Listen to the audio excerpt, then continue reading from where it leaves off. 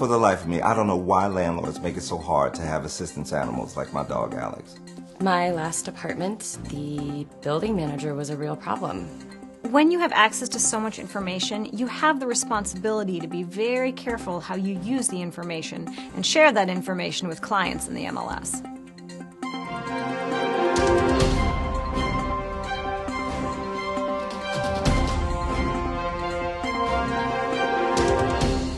Hello, I'm Sandra Ortiz. Welcome to this edition of Housing Point. Today, we'll be discussing the Fair Housing Act in honor of its 50th anniversary in 2018. President Lyndon B. Johnson signed the Fair Housing Act on April 11, 1968, just days after Martin Luther King Jr. was assassinated. Dr. King was the country's most notable proponent of fair housing, marching in the streets of Chicago in 1966 to end the years of housing discrimination experienced in communities across the country. The Act currently prohibits discrimination concerning the sale, rental, and financing of housing based on race, color, religion, sex, disability, familial status, and national origin. In honor of the 50-year milestone, we'll address ways that the Fair Housing Act protects real estate professionals and your customers, and to help you navigate your responsibilities under the Act. We'll also look at how the Fair Housing Act addresses harassment and retaliation in the housing context. Finally, we'll review the best practices for criminal background checks of housing applicants. Our first story profiles a veteran who has an emotional disability and wants his assistance animal to live with him. Many landlords still aren't familiar with the Fair Housing Act's requirement that housing providers accommodate tenants who require assistance animals. Horace Miller reports from Chicago. Philip, a Marine veteran, is joining me today along with his assistance animal, Alex. Philip and Alex have been a team for 6 years. After serving tours in Iraq and Afghanistan, Philip was wounded and developed post-traumatic stress. Now Alex helps him get through some very difficult days and nights.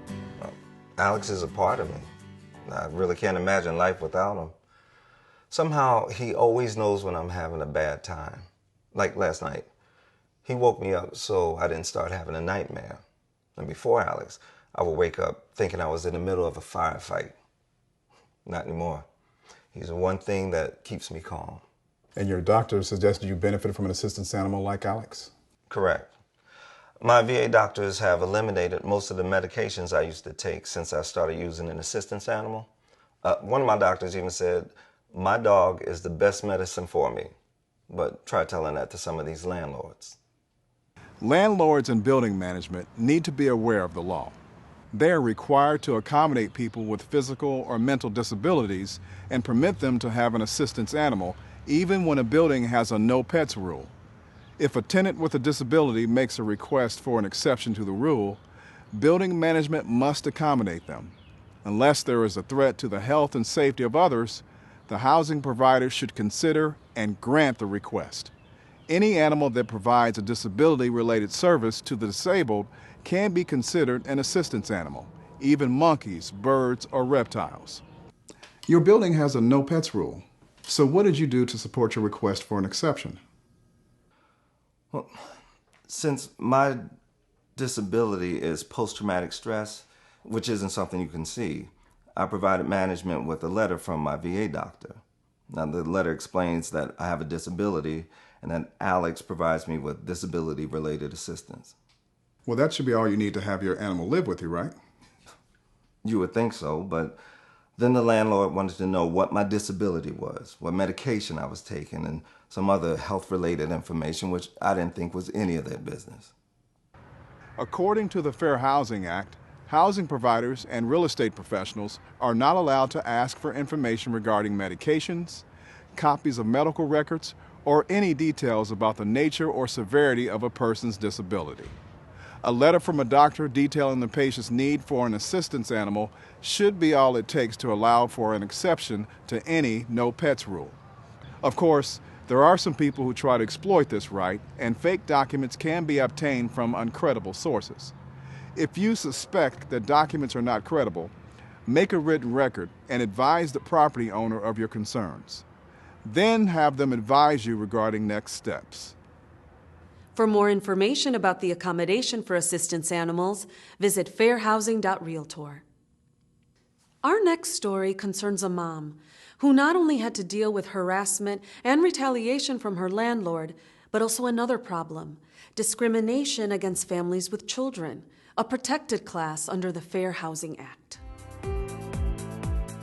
Anne is a divorced mother living with her 9-year-old daughter, Casey. She thought she had found the perfect apartment for the two of them. But soon after moving in, the landlord began to harass her. When she reported his inappropriate behavior, he retaliated by shutting off her water.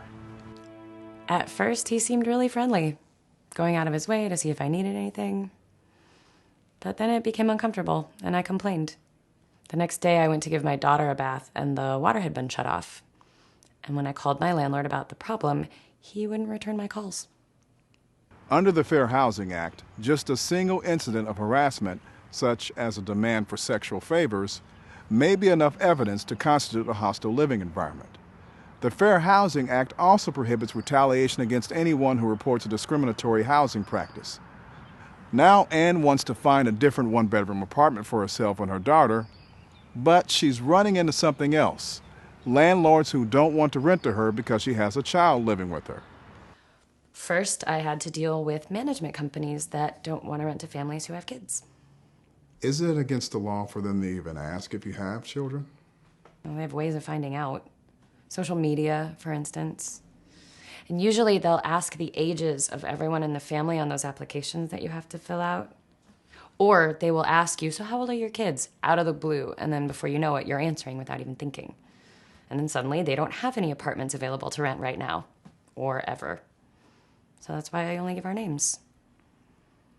And sometimes landlords will actually say in their ads that they're renting to adults only, or they will imply that they don't want kids. Familial status is a protected class under the Fair Housing Act, making it unlawful for housing providers to deny housing outright because a family has children living with them under the age of 18. These same protections apply to families who are expecting or adopting children.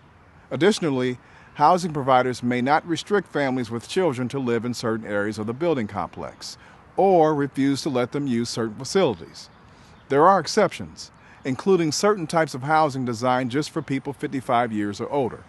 But for the majority of people looking for a place to live, the ages of their family members should have no bearing on their ability to find a home. My family's just my daughter and me, so I want to rent a one-bedroom because I'm on a limited budget.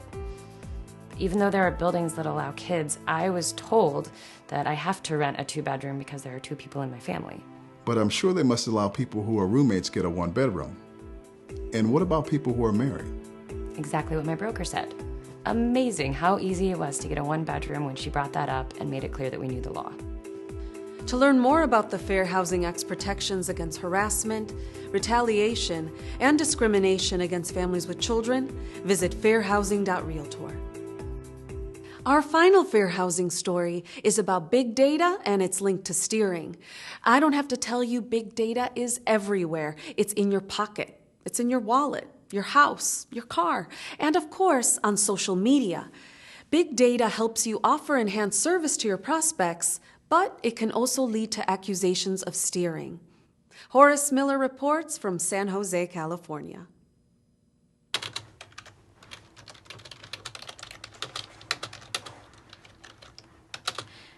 In real estate, data about properties and customers is readily available, and what used to take months to collect, organize, and analyze now takes only minutes or even seconds, and it seems to grow exponentially every day. There are even a number of services that aggregate all the data for a property to make it useful for a single housing transaction. So what kind of information is available to you? Well, before you even meet or speak to a client, you can learn their race, color, country of origin, disability, sexual orientation, familial status, and religion without much searching. But that same information can also be used to discriminate. Interesting. How so? Well, with so much data available about a prospect, you have to be extra careful not to use that information in a discriminatory manner. You also have to be very careful to avoid steering. So steering is when a real estate professional guides a prospect to or away from a particular community or a type of housing based on their race, ethnicity, or another protected class. In every instance, we are always obligated to provide our clients with equal professional services. So, what's the best way to avoid this? Use the equal professional service model. Ask yourself, do I have objective information from my customer about the kind of house that they want to buy? Have I let my customer set the limits on the size of the house and its location? Have I offered them a variety of homes to choose from based on their preferences? So, what about brokers who run ads for their houses on social media? Well, before you write anything, you want to be very careful not to target ads to or away from protected classes. Otherwise, you could get into trouble for steering. When you write an ad for a house, you want to describe the property by highlighting the positives of the housing, not the ethnic makeup of the neighborhood or desired characteristics of a potential buyer. How about when you're meeting with clients face-to-face? Well, you want to ask the customer about their needs: size, style, features of a home, types of schools, convenient transportation, where they can shop. You want to avoid questions about their religion or ethnic background. And remember, you're there to help them find a home based on their individual preferences, not yours. So, what if someone wants to know about the quality of the schools in the area? Well, you want to avoid making a value judgment about the quality of schools. Even with all the data that we have, opinions on schools' quality can be very subjective.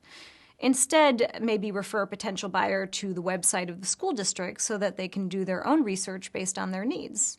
You want to let the client set their own limits. You must get a lot of questions about the crime rates and the demographics of different neighborhoods. You want to avoid discussing crime rates or the demographics of the people in an area. If a client wants to know about demographics in the area, direct them to the Census Bureau website. Don't discuss the race or the religion of people who live in the neighborhood. And same with questions about crime rate. I always suggest that they talk to the local police or go to the library or use the internet so that they can find the facts. A broker should never say that one area is safer than another. So you suggest giving a client the tools to find their own information and make their own judgments. Well, in the end, I think that's more helpful. And also, by offering a variety of choices, you avoid unwittingly excluding property that the customer might like. In the end, it's up to the client. If you are pressed by a client for your opinion, always be professional. The more subjective a question is, the more risk there is to give an inappropriate or even unlawful answer. Ask them what their concerns are, and then refer them to the appropriate sources of information. You want to avoid making judgments, offering opinions, and sharing your perceptions. Tell a client it's your policy to help them make their own decisions. So even with an abundance of data at your fingertips, remember that any decision should always be left to the client. It's best for them, and then you can avoid trouble with the Fair Housing Act. For more information on big data and how to avoid steering, visit fairhousing.realtor. Horace Miller joins me now via satellite to discuss criminal background checks. So, Horace, what have you learned in your travels around the country? Well, Sandra, the criminal background check issue poses a pretty daunting problem for people with a criminal history, as some individuals still seem to have trouble getting an application approved to rent an apartment. That doesn't seem fair. It's more than not fair. In some instances, it can be illegal. How should real estate professionals handle these situations? Landlords should implement a written policy for criminal background checks of housing applicants and apply that policy consistently to every applicant. A written policy gets everyone on the same page. It makes clear that the same standards apply to everyone, and it should be crafted with the safety and protection of all residents and property in mind. At the same time, it's against the fair housing laws for management companies to have a blanket ban on anybody who has a conviction. So what kind of information should a housing provider be looking for when formulating a policy? A landlord should allow an individual to provide additional information and should consider a number of factors when evaluating a housing applicant's criminal history. For instance, how long ago was the conviction? 5 years? 10 years? Avoid looking back indefinitely into a person's criminal history. How old were they? Were there any extenuating or mitigating circumstances? Have they been through a successful rehab? Was the crime a misdemeanor or a felony? Was it violent or nonviolent? And a housing provider should never consider arrests as part of the applicant's criminal history. To sum up, real estate professionals and management companies have to weigh the protection of the residents and property as they evaluate someone with a past conviction. A good policy helps those who have paid their debt to society find a place to live. Thanks for the excellent report, Horace. Thank you. For more information about criminal background checks, visit fairhousing.realtor. The National Association of REALTORS has set an exemplary standard for equality in housing, which its members are obligated to uphold. In fact, NAR's Code of Ethics goes beyond the federal fair housing law and some state laws by prohibiting discrimination by its members based on sexual orientation or gender identity. And realtors do not take their responsibility lightly. Even when a state law does not prohibit discrimination against a client that is a member of the LGBT community, a broker's participation in such discrimination would run against their ethical obligations under NAR's Code of Ethics. As a leading advocate for fair housing, the National Association of REALTORS has taken a clear stance that everyone deserves the equal right to purchase or reside in the home of their choice without regard to sexual orientation or gender identity. Each of NAR's 1.2 million members have made a commitment to upholding this ideal. 2018 marks the first 50 years of this groundbreaking legislation, which gave everyone the right to be in the housing of their choice. We leave the next 50 years in your capable hands.